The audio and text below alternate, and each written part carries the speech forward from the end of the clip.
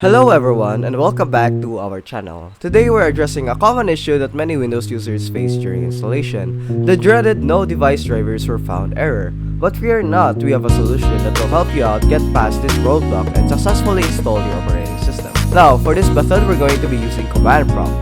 To start your Windows, step 1 is start your Windows installation process as you normally would when you encounter the no device drivers were found error. Don't worry, it's just a bump in the road. Then at this point, you want to open up command prompt to perform some disk management tasks. So as for me, I'm just gonna show you what command prompt codes that you should write.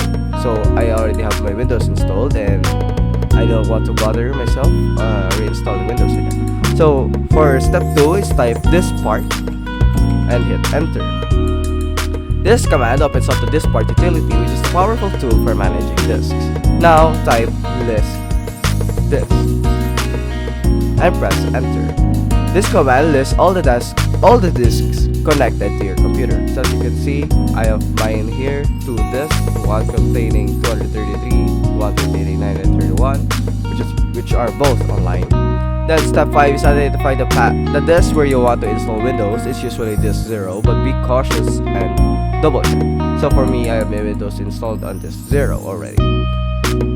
Then, what you want to do is type select disk X, replacing X with the number of your chosen disk. For example, select disk 0.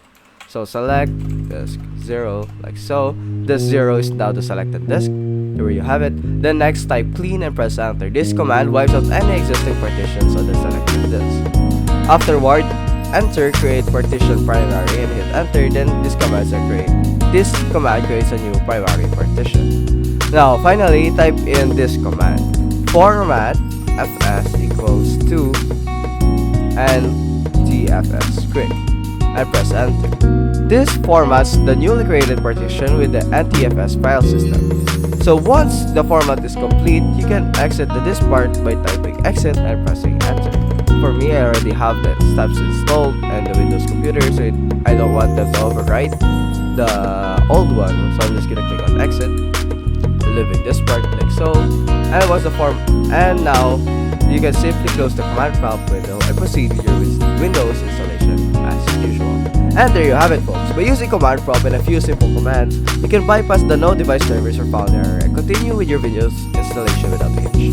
If you found this video helpful, please consider giving it a thumbs up and subscribing to our channel for more tech tips and troubleshooting guides. If you have any questions or encounter any other Windows related issues, don't hesitate to leave a comment below. Thanks for tuning in and happy computing.